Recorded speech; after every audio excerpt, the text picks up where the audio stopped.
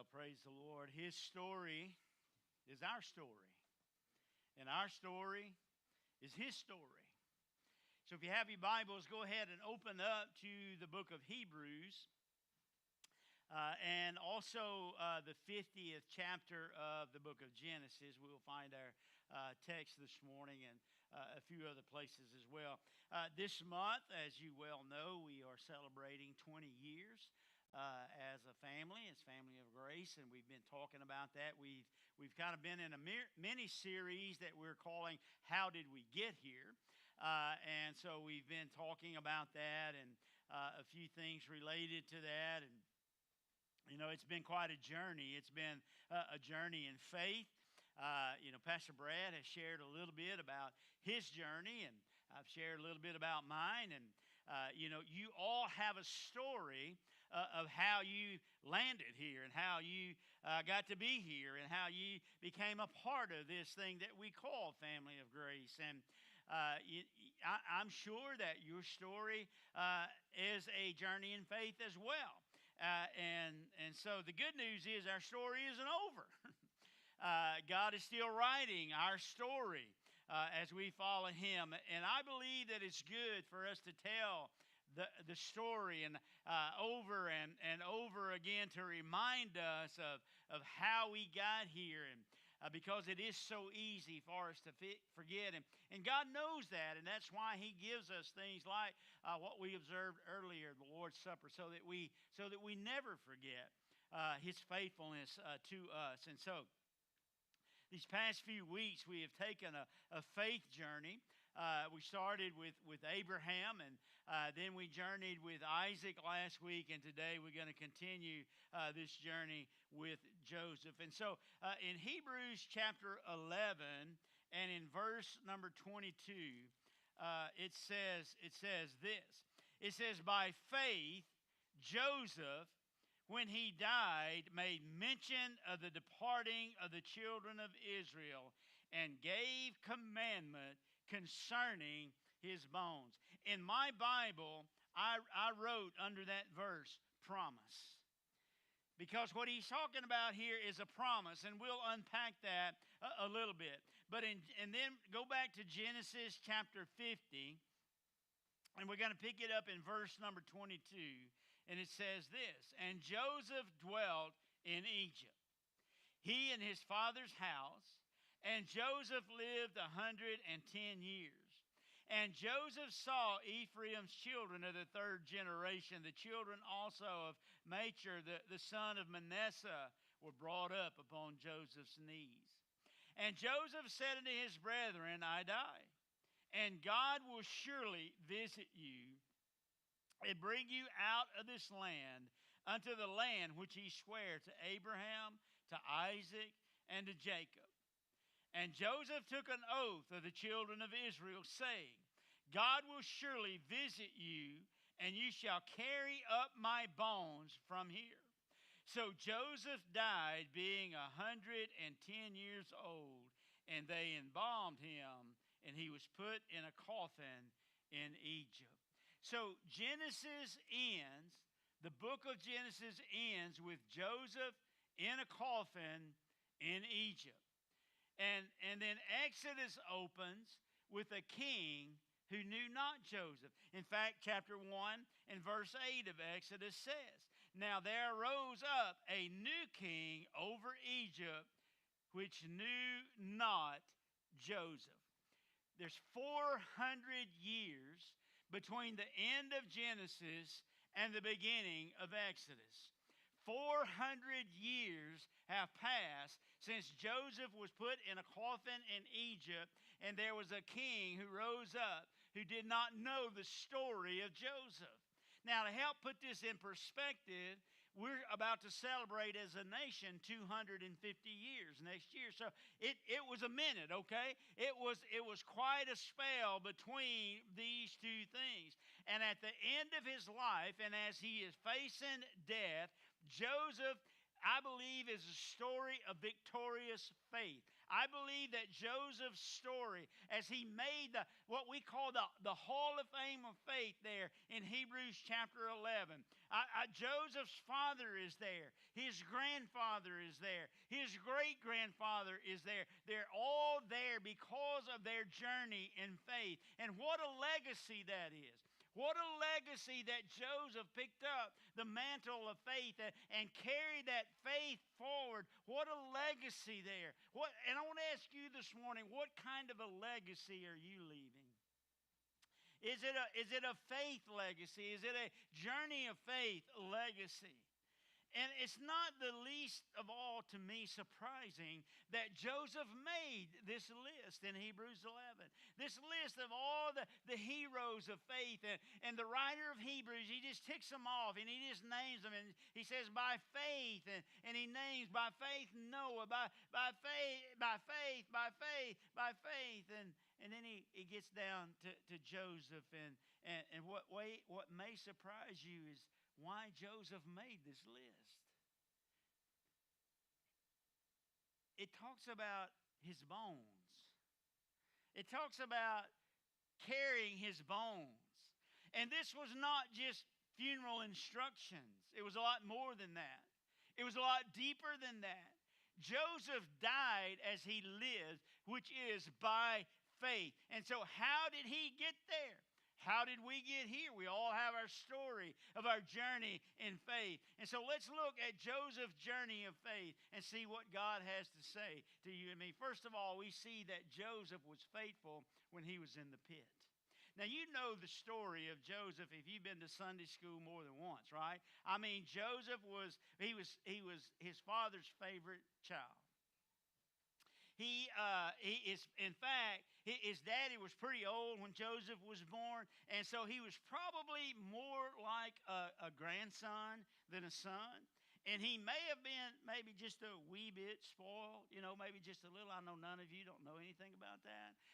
But what's interesting to me is I see all these babies we have around here, and I see some spoilage going on Sunday mornings, okay? And I think that's great as long as you got to take them home and I don't, okay? But also, that Joseph's daddy had him a coat made, and it was this special coat. It was this coat of many colors, and it would be very easily recognizable. And he had this dream, and he shared this dream. It was a dream about, hey, you guys, as my family, you're going to bow down to me. And they resented him for that. I mean, they were jealous of him. There was some sibling rivalry going on here. And so one day, Joseph's brothers were out in the field tending to their sheep. That was what they did. That's the way they made a living. They were shepherds. And so Joseph's dad sent Joseph out there to meet them, to carry them some supplies. And this is what happened when he did. In Genesis 37, it says this: when Joseph came to his brothers, they stripped him of his robe, the robe of many colors that he had on. And they took him and threw him into a pit. The pit was empty, thank the Lord. There was no water in it. So here's the thing. Joseph was following the instructions of his father, and he found himself in a pit.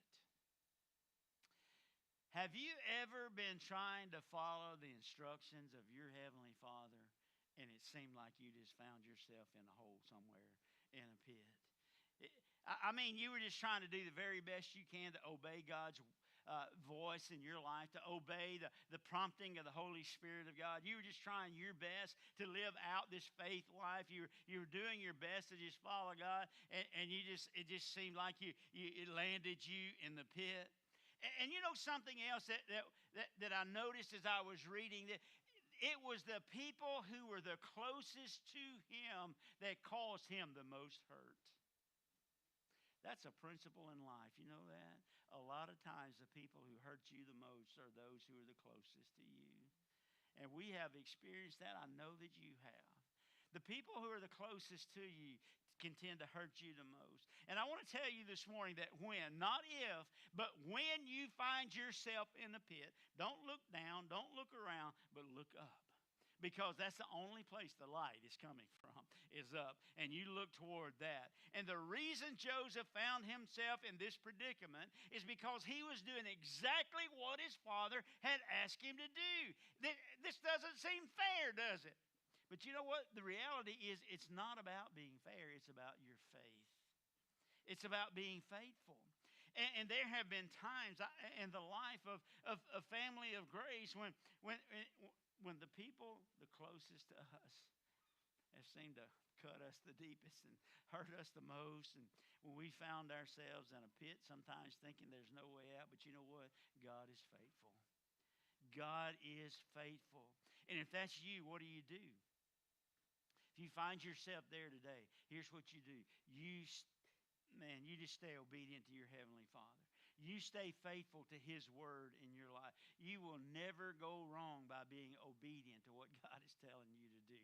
And even if you land in the pit, by following Him, just stay faithful to Him. He was faithful in the pit, but not only that, Joseph was faithful in the palace. You see, so his brothers decided, they threw him in this pit, and even though there was no water in there, they said, you know what? Let's don't just leave him here to die. Let's see if we can make a buck or two off of this kid. And so there were some people traveling through, and they said, hey, you want to buy a kid? You want to buy this young man, this arrogant young man? And they're like, yeah, we'll buy him. And so they paid for him. They bought Joseph, and they carried him, and they were traveling into this place called Egypt. And when they got to this place called Egypt, they found this guy that had a funny name. His name was Potiphar. And they said, hey, you want to buy a kid? And they're like, yeah. He's like, yeah. And they said, well, we just happen to have one for sale. And so they sold Joseph to a guy named Potiphar. That's quite a turn of events. You see, because Potiphar was a very, very high-ranking official in Egypt. In fact, he was probably maybe second or third even to the king himself. So he was this very high-ranking official, lived in a palace. And so here we go. Joseph goes from the pit to the palace. Now, what a turn of events, right? I mean, this is quite a change. And so God blessed Joseph and the entire household for his faithfulness. Potiphar recognized that God's hand was on Joseph, and he trusted him. And do you realize that if you are walking in faithfulness with God and you are in His will and walking out His plan for your life, that it not only blesses you, but it blesses those around you. And that's what's happening here in Joseph's life and Potiphar's house. And Joseph didn't see this as a job, but he saw this as a part of God's plan for his life. But don't you know that when you are walking with God in faith and obedience, you meet the enemy smack dab head on. And that's what happens here. And so look at it in Genesis 39. We begin in verse 7. And it says, after some time, his master's wife looked longingly at Joseph and said, sleep with me. But he refused. Look, he said to his master's wife, with me here, my master does not concern himself with anything in this house. And he has put me over all that he owns under my authority. No one in this house is greater than I am. He has withheld nothing from me except you, because you are his wife. And so how could I do such a great evil, watch this, and sin against who? God. And although she spoke to Joseph day after day, he refused to go to bed with her. Now, one day he went into the house to do his work, and none of the household servants were there. What a coincidence, right? You don't think she had anything to do with that?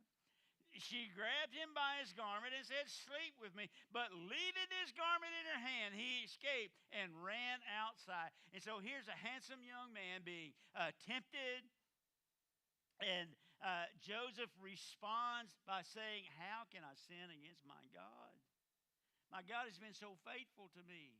Now realize what he's saying here. His brothers just threw him in a pit to die and then decided to get him out and sell him. And then they sold him. And here he is serving in this house. And yet he says, look, I'm staying faithful. I'm staying faithful to God. You know, we think we're the only ones to ever face temptation. We think we're the only ones to ever have the severity of temptation that we have, at least to the degree that we face. We think nobody else has it this hard. Nobody else is this tempted. Nobody else struggles with this as much as I do. I mean, after all, your willpower is greater than mine. After all, I'm weaker and you're strong. No, listen to what 1 Corinthians said. No temptation has overtaken you except what is common to humanity. God is faithful. Can you say that with me? God is faithful, and He will not allow you to be tempted beyond what you are able. But with the temptation will also provide a way of escape that you are able to bear it. You just got to look for the way of escape.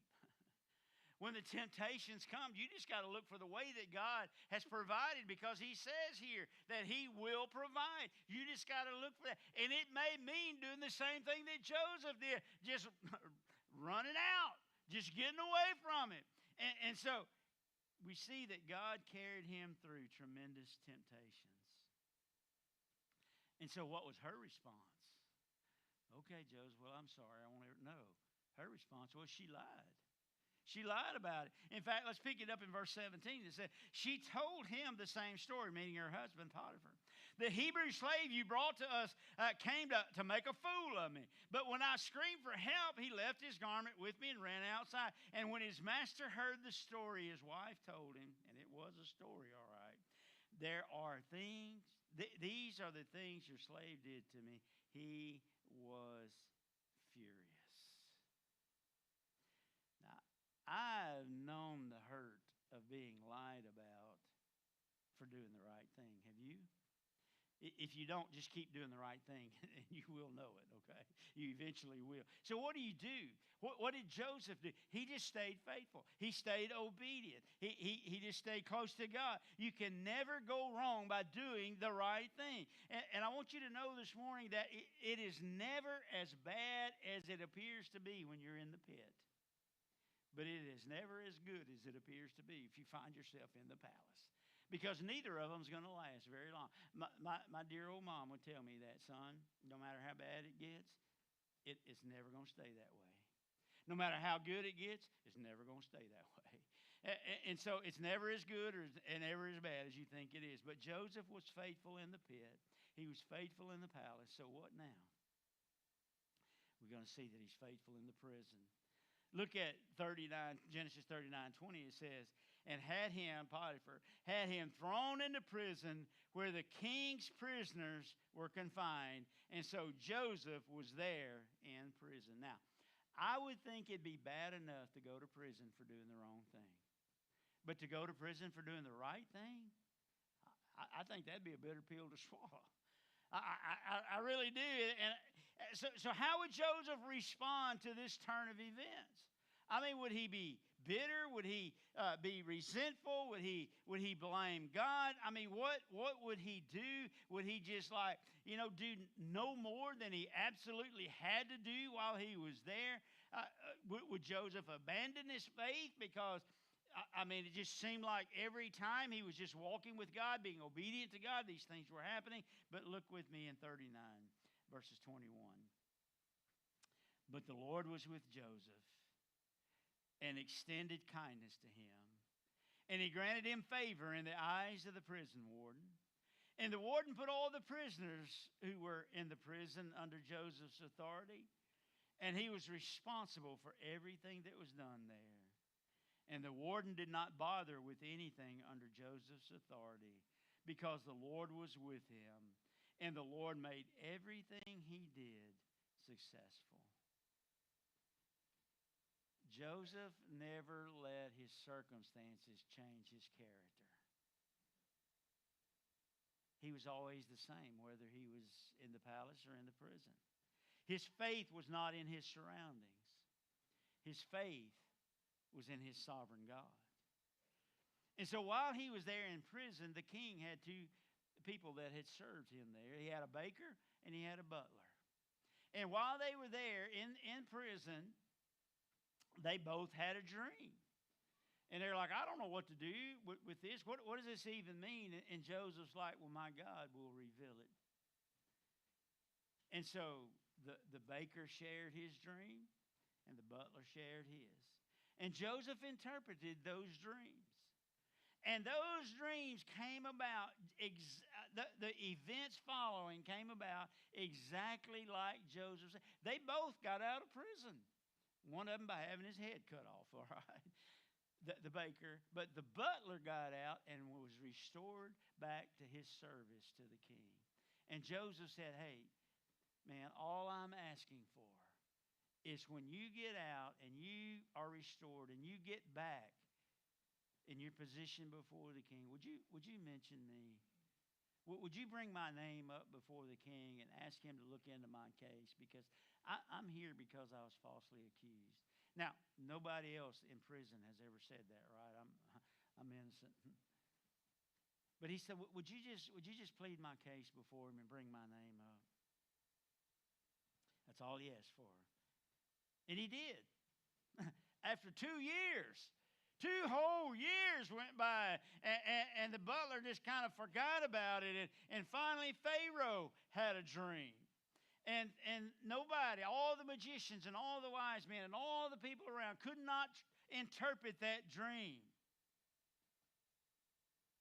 And the butler said, hey, you know what? When I was in prison, there was this guy named Joseph, and I also had a dream, and he interpreted it, and it came about just like he said it was going to happen. You see, Joseph was in the pit because he was doing exactly what his father told him to do. He was lied about in the palace. He was forgotten about in prison. But Joseph walked with God. His faith was strong, and he stayed faithful no matter what. He stayed strong in his faith, and he got an opportunity to stand before the most powerful man in the world at that time. And he told Pharaoh about his God and the sovereignty of his God. And he said, hey, this is what your dream means. It means there's going to be famine it means that for 7 years there's going to be bumper crop. There's going to be harvest like you've never known before. But after that 7 years, there's going to be another 7 years, and there's not going to be a crop for that whole time. And so what I recommend, King, I recommend you build barns and storehouses, and for 7 years you just store up everything you can, and so that when the famine comes, you'll be ready. And the king says, wow, I think you'd be the man for the job. And so he gave Joseph that job. A prisoner before the most powerful man in the world, talking about the power of God. And he was bold in his faith. So he was faithful in the pit, in the palace, in the prison, and now as the prime minister. In fact, we pick it up in chapter 41. It says, then the 7 years of abundance in the land of Egypt came to an end. And the 7 years of famine began just as Joseph had said. And there was famine in every country, but throughout the land of Egypt there was food. Extreme hunger came to all the land of Egypt, and the people cried out to Pharaoh for food. And Pharaoh told all go to Joseph. Do whatever he tells you. Because the famine has spread across the whole country, Joseph opened up all the storehouses and sold grain to the Egyptians, for the famine was severe in the land of Egypt. Every nation came to Joseph in Egypt to buy grain, for the famine was severe in every land. You think you had some ups and downs in life? What about our man Joe here? I mean, he had some highs and he had some lows. But what will he do with his newfound power? This newfound position that he finds himself in. And eventually, even his family came, because there was a famine in their land. And Joseph's dad sent his brothers to go buy grain. And eventually Joseph revealed himself to his brothers, and they became very afraid, like, wow, Joe, we didn't even recognize you, and here you are, prime minister, second only to Pharaoh. Nothing moves around here unless you say that it moves. I mean, you are the man. And don't you know they had to be worried about what Joseph was going to do? I mean, how he was going to respond. What would he do? Would he get revenge? What would he do to his brothers? What he did was he forgave them. They hated him, and they plotted to kill him, and then they sold him to slavery. But here's what his attitude was. It was one of faith. In fact, in 45 verse 8, he says, "Therefore it was not you who sent me here, but God. He hath made me a father to Pharaoh, Lord of his entire household, and ruler over all the land of Egypt." What the enemy meant for evil, God turned for good.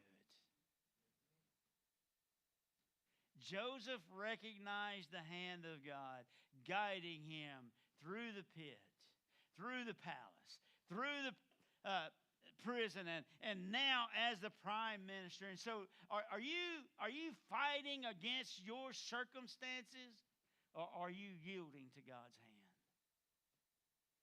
If you can't see God's fingerprints all over where you are right now, ask him to open your eyes. And if you can't see it, even if you can't see it, you know what? He's working. Even if you can't feel it, you know what? He's working. Even if you don't realize it, you know what? He's working. Even if it doesn't seem like it, he's working right now. Stay faithful to God and to his word. Because Joseph is an example of being the same man regardless of his circumstances. Didn't change who he was. He was a man of character guided by his faith. But there's one other thing that Joseph was faithful in, and that was concerning the promise. We read this, but let's look at it again in 50 verse 25. It said, "So Joseph made the sons of Israel take an oath. When God comes to your aid, you are to carry my bones up from here." I believe the story, the account of Joseph's faith, is one of the greatest stories in all the Bible. But it seems like it's all boiled down to one verse in Hebrews. And he gave instruction about his bones. What's that about? I mean, is that really what landed him in the Hall of Fame of Faith? It's more than burial instructions. Now, I have decided that I don't want to be buried. I want to be cremated. And at one time I had told Joy what to put on my tombstone. There's a verse in Acts. It says that he served God in his generation, then he died. Okay? Well, I'm not gonna have a tombstone, but here's my instructions. I'm gonna be cremated, but I want to be put in a bucket. And I don't want a lid on that bucket. I want it to be open. And I want it to be strapped to the back of a motorcycle. And I want to ride till there ain't another ash left in that bucket. And I've already left instructions on the route to take. And I said, I don't know if that's legal or not, but I don't care what they're going to do to me. All right? But this is more than just funeral instructions. It's a lot deeper than that. There's more going on here. What he's saying is he's demonstrating his faith, and what he's telling his family is God's going to come here. God's going to visit you. God's going to get you out of here. God's going to lead you to the land that he promised my great-granddaddy and my granddaddy and my daddy, and I have faith in that. I believe God's going to do what he said he's going to do. There's a promise that he's standing on here. He's going to take you out of this land that he promised my family. This is going to happen. He said, I am sure of it. This was a statement of faith. It was assurance of things hoped for. This was believing God beyond what he could see.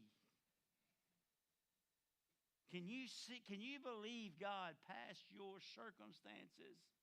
Can you believe God past what you can see? Can you trust him for something more than what your circumstances dictate? You see, Joseph knew that if God could take him from the pit to being the prime minister, fulfilling his promise wasn't going to be nothing. He knew he could do that. And he knew that after 400 years, that God was going to bring the nation of Israel out of Egypt and take them to the land that he promised. He died in that faith, knowing that.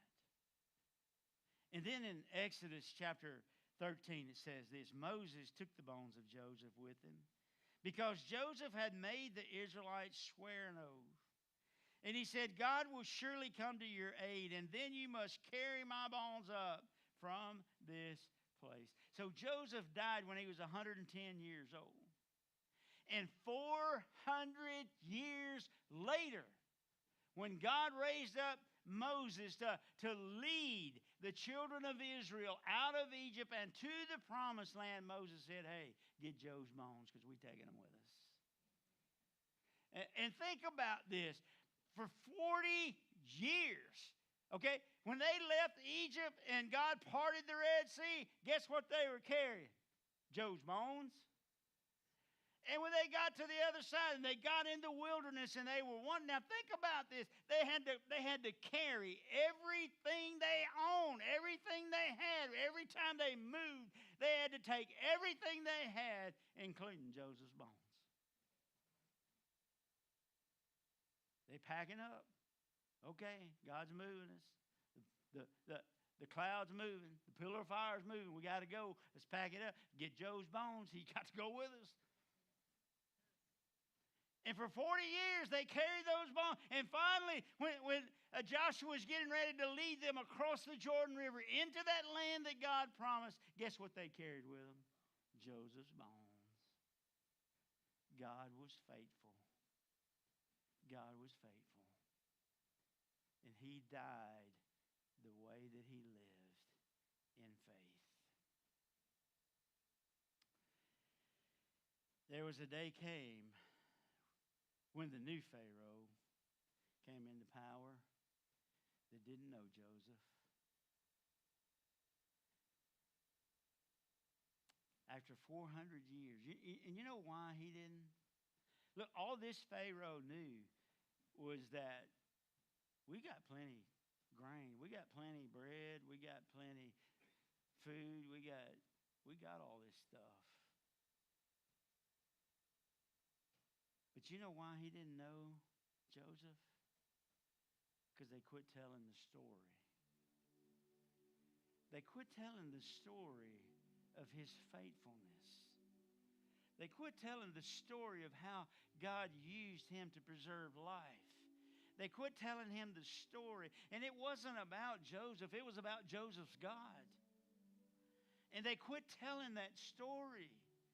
And so there came a king, a Pharaoh who didn't know the story. All he knew is there's a whole bunch of Hebrews here, and there's enough of them to take over if we don't do something about it. And they began to oppress them. And they began to cry out to God, and God heard their cry and took them out. And when they went out in faith, just like Joseph lived and just like he died.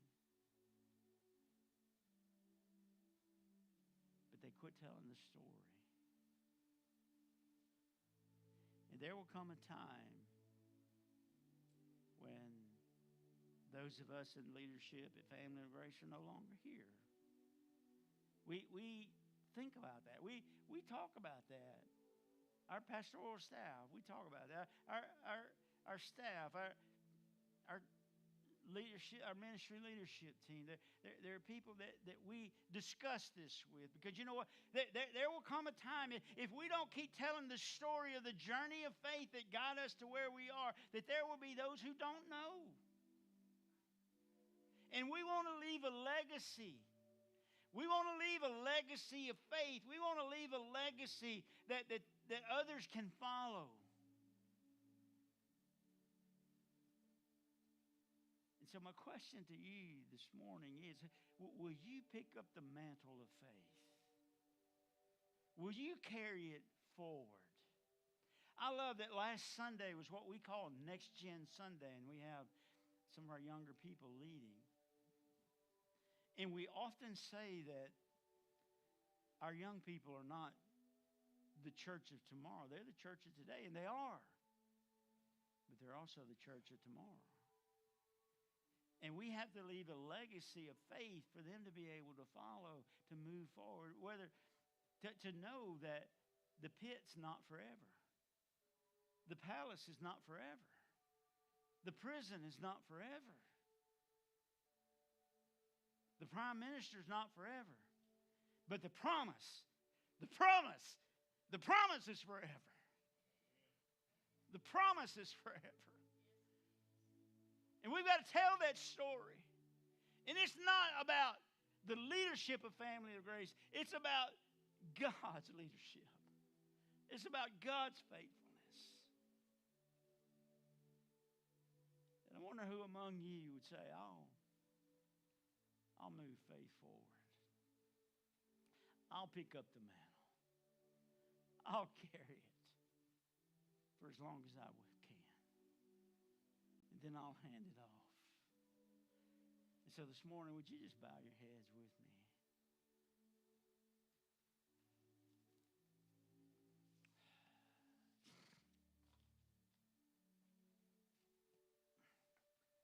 Lord God, this morning, we just want to say thank you so much for the example that Joseph has set before us.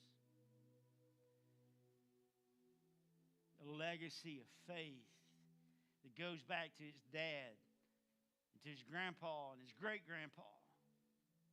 And realize that we're leaving a legacy of some kind, Lord, for others to see, for others to follow. And may it be a legacy of faith. God, would you raise up faithful people to carry your story of faith forward in this place that we call Family of Grace. Whatever that needs to look like, Lord, we trust you in Jesus' name. Amen. Would you stand to your feet this morning?